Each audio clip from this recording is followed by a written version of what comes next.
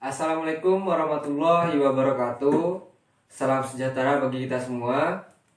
Bagaimana kabarnya hari ini adik-adik? Semoga kita selalu dilimpahkan rahmat oleh Allah Subhanahu wa taala. Amin ya rabbal alamin.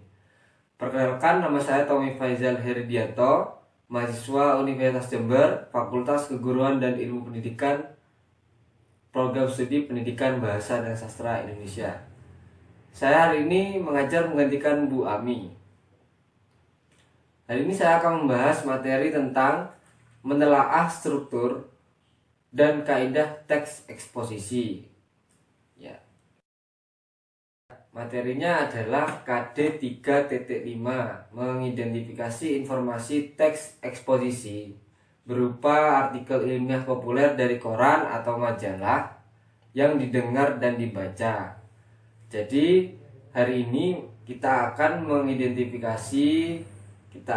menelaah struktur dan kaidah teks eksposisi dari artikel ilmiah populer dari koran atau majalah yang didengar atau dibaca. Pengertian teks eksposisi. Secara umum, eksposisi merupakan salah satu jenis pengembangan paragraf dalam penulisan yang dimana isinya ditulis dengan tujuan untuk menjelaskan atau memberikan pengertian dengan gaya penulisan yang singkat, akurat, dan padat.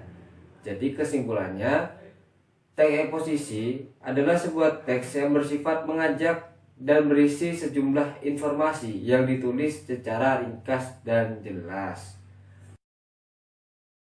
Selanjutnya adalah struktur teks eksposisi. Ya. Teks eksposisi terdiri dari tesis, rangkaian argumen, dan penegasan ulang. Yang pertama adalah tesis. Tesis merupakan pengenalan isu, masalah, ataupun pandangan penulis secara umum tentang topik yang akan dibahas.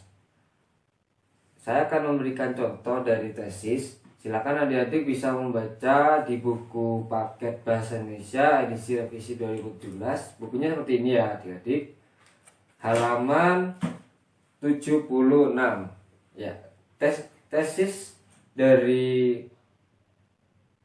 teks eksposisi berjudul Nasib Hutan Kita yang Semakin Suram. Ya. Di manakah letak tesisnya? Ya, saya akan bacakan. Tesis dari teks eksposisi yang berjudul Nasib Hutan Kita yang Semakin Suram adalah: jika pemerintah tidak cepat bertindak dalam 10 tahun mendatang, hutan Sumatera akan musnah dan diikuti oleh musnahnya hutan Kalimantan. Nah, itu adalah bagian dari tesis di teks eksposisi Nasib Hutan Kita yang Semakin Suram. Karena itu menjadi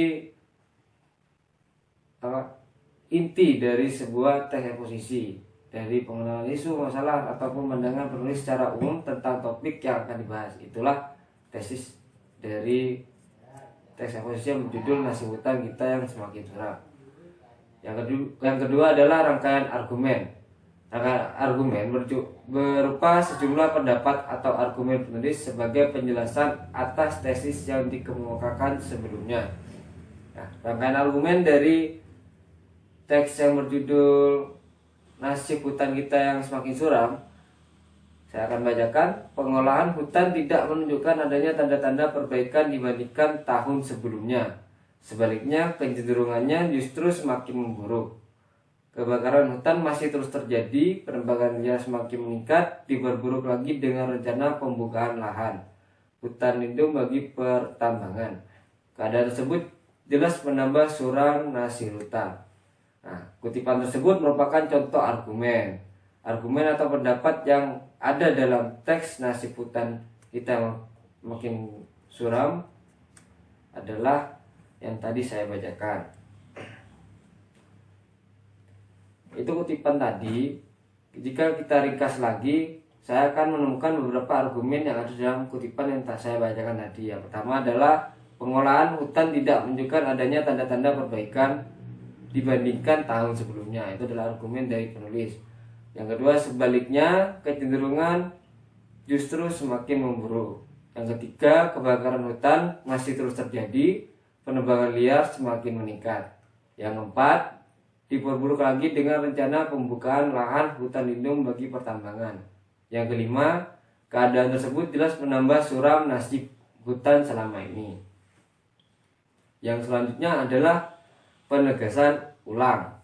Nah, penegasan ulang adalah perumusan kembali secara ringkas dari teks eksposisi dari teks sebelumnya, dari paragraf sebelumnya. Nah, itu adalah penegasan ulang. Rupanya saya akan membacakan contoh dari penegasan ulang atau penegasan kembali dari teks eksposisi yang berjudul Nasib Hutan Kita yang Semakin Suram. Rupanya kedua masalah itu belum cukup. Pemerintah menambah rencana pembukaan kawasan hutan lindung untuk areal pertambangan. Kebijakan tersebut jelas semakin menyempurnakan derita hutan Indonesia. Nah, bagian tersebut merupakan suatu simpulan dari paparan sebelumnya. Hal ini ditandai dengan kata-kata kedua masalah itu belum cukup. Kebijakan tersebut jelas semakin titik. Di situ sudah menjadi ciri khas sebuah simpulan ataupun perumusan kembali, yaitu adanya kata kedua masalah itu. Nah, itu sudah menandakan kalau itu adalah sebuah simpulan dari paragraf sebelumnya. Begitu, adik-adik. Saya membacakan slide kelima dan memberikan contohnya. Tesis itu berisi isu, permasalahan, pandangan umum penulis. Nah, maksudnya dari tesis berisi isu, permasalahan, dan pandangan umum penulis. Jadi tesis itu berisi dari isu apa yang terjadi pada hari ini, bisa dijadikan sebuah tesis dalam sebuah teks eksposisi. Dan kemudian ataupun permasalahan apa yang terjadi, seperti peristiwa apa terjadi, itu bisa menjadi sebuah tesis yang akan diangkat menjadi teks eksposisi. Pandangan umum penulis, seandainya saya ingin membuat eksposisi, apa pandangan umumnya saya, apa pandangan saya terhadap masyarakat. Seperti saya memberikan contoh, DPR kurang baik di mata masyarakat, itu bisa menjadikan tesis. Nah, tapi tetap harus didampingi dengan beberapa fakta ya. Fakta ini akan masuk ke dalam rangkaian argumen. Nah, rangkaian argumen ini terdiri dari pendapat-pendapat dan fakta. Nah, pendapat-pendapat itu adalah pendapat dari seorang penulis. Contohnya, penulis memiliki pendapat bahwa DPR kurang baik di mata masyarakat. Itu adalah pendapat dari seorang penulis tersebut. Nah, dia mengatakan seperti itu, harus didampingi sebuah fakta. Jika tidak didampingi sebuah fakta, itu tidak bisa menjadi sebuah teks eksposisi, karena teks eksposisi ini harus memiliki pendapat, tetapi tetap harus didampingi oleh sebuah fakta yang dituliskan di dalam teks eksposisi tersebut. Nah, yang ketiga adalah penegasan kembali. Penegasan kembali adalah simpulan dan rangkuman. Nah, simpulan dan rangkuman ini adalah sebuah ringkasan dari paragraf-paragraf sebelumnya atau dari tulisan teks eksposisi yang ditulis oleh si penulis tersebut. Jadi paragraf terakhir itu harus berisi tentang simpulan dan rangkuman yang ada dari paragraf sebelumnya, seperti itu. Materi terakhir adalah kaidah kebahasaan teks eksposisi. Kaidah kebahasaan teks eksposisi terdiri dari pronomina dan kata leksikal. Pronomina terdiri dari dua, yaitu satu pronomina persona, yang kedua adalah pronomina non persona. Pronomina persona adalah kata ganti orang, yaitu persona tunggal. Contohnya seperti ia, dia, anda, kamu, aku, saudara, seperti itu.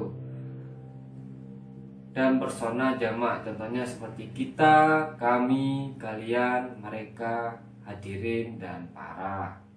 Yang kedua adalah pronomina non persona, kata ganti bukan orang, yaitu pronomina penunjuk. Contohnya seperti ini, itu, situ, sini, dan pronomina penanya. Contohnya seperti apa, mana, dan siapa.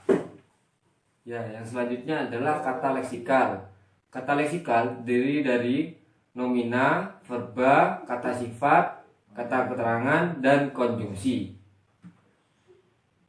Nomina atau biasa dikatakan kata benda merupakan kata yang mengacu pada benda, baik nyata maupun abstrak, dalam kalimat berkedudukan sebagai subjek. Dilihat dari bentuk dan maknanya, ada yang berbentuk nomina dasar maupun nomina turunan. Nomina dasar contohnya gambar, meja, rumah, dan pisau. Nomina turunan contohnya perbuatan, pembelian, kekuatan. Yang selanjutnya adalah verba atau biasa dikatakan kata kerja.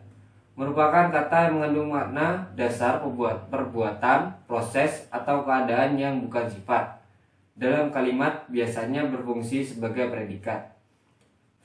Verba dilihat dari bentuknya dibedakan menjadi dua, yaitu yang pertama verba dasar merupakan verba yang belum mengalami proses morfologis, afiksasi, reduplikasi, ataupun komposisi. Contohnya mandi, pergi, ada, tiba, turun, jatuh, tinggal, tiba, dan lain-lain.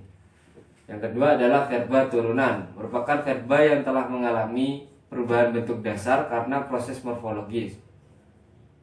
Contohnya melebur, mendarat, berlayar, berjuang, memukul-mukul, makan-makan, cuci muka, mempertanggungjawabkan. Yang selanjutnya adalah adjektiva ataupun biasa dikatakan kata sifat. Merupakan kata yang dipakai untuk mengungkapkan sifat atau keadaan orang, benda, dan binatang. Contohnya cantik, gagah, indah, menawan, berlebihan, lunak, lebar, luas, negatif, positif, jernih, dingin, jelek, dan lainnya. Yang keempat adalah adverbia atau kata keterangan. Merupakan kata yang melengkapi atau memberikan informasi berupa keterangan tempat, waktu, suasana, alat, cara, dan lain-lain. Contohnya di, dari, ke, sini. Nah, kata leksikal yang terdapat dalam teks eksposisi, saya misalkan yang pertama adalah kata percaya, mempercayai, kepercayaan. Nah, kata percaya ini adalah verba, mempercayai adalah verba, kepercayaan adalah nomina. Yang kelima adalah konjungsi. Konjungsi dapat digunakan dalam teks eksposisi untuk memperkuat argumentasi. Suatu jenis konjungsi dapat digunakan dengan menggabungkannya dengan konjungsi yang sejenis dalam suatu kalimat yang saling berkorelasi sehingga membentuk koherensi antar kalimat. Dapat pula mengkombinasikan beberapa jenis konjungsi dalam suatu teks sehingga tercipta keharmonisan makna maupun struktur. Adapun berikut adalah beberapa jenis konjungsi dan contohnya yang biasa kita temukan dalam sebuah teks eksposisi. Ya, contohnya adalah konjungsi waktu, sesudah, sebelum, setelah, lalu, kemudian. Konjungsi tujuan, agar, supaya, untuk. Ya, sampainya kita di penghubung acara. Ya, silakan adik-adik kerjakan tugas yang sudah saya berikan. Saya tunggu pengumpulannya. Jangan lupa kerjakan dengan semangat dan selesaikan dengan baik dan benar. Ya, seperti itu. Ya, terima kasih adik-adik. Ya, sekian dari saya. Bila ada salah kata mohon dimaafkan. Wabillahi taufiq wal hidayah. Wassalamualaikum warahmatullahi wabarakatuh.